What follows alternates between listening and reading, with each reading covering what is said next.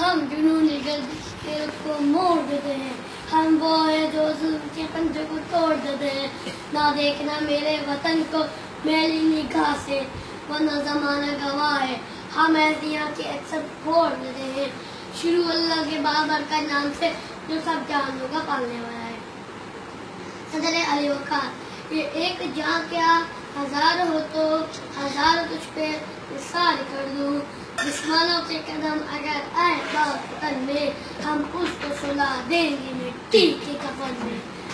6 ستمبر کی یہ رات تھی، میرے خاکے وطن پر کسی نے اپنا ناپاک قدم رکھ دیا تھا۔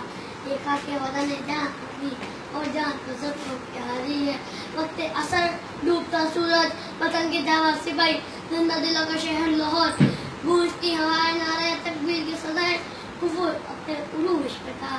وہ چاہتا تھا کہ پاکستان کا نام و نشان تک مٹا دے گا، مگر صدر علی وقار وہ جانتا نہ تھا کہ ہمارے پاکستان کے سپاہیوں نے اپنی ہمت اور بہادری سے دشمنوں کے ٹینکوں اور توپوں کو چند ہی منٹوں میں قبرستان بنا دیا تھا۔ خدا کی قسم پاکستان کا بچہ ملک پر اٹھنے والی ہر میلی آگ کو جڑ سے اکھاڑ دینے کا جذبہ رکھتا ہے۔ اگر کوئی انگلی اٹھائے گا تو بازو کاٹ دینے کا جنون رکھتا ہے۔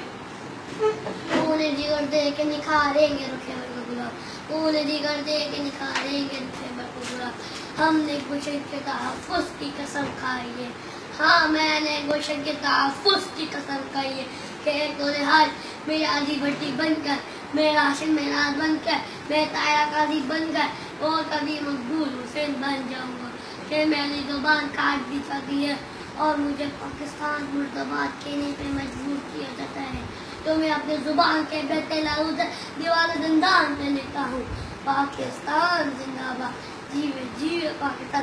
صدر علی وقار، چلتے چلتے میں اتنا کہوں گا، میں ایسی قوم سے ہوں جس کے وہ بچوں سے ڈرتا ہے، بڑا دشمن بنا پڑتا ہے جو بچوں سے ڈرتا ہے۔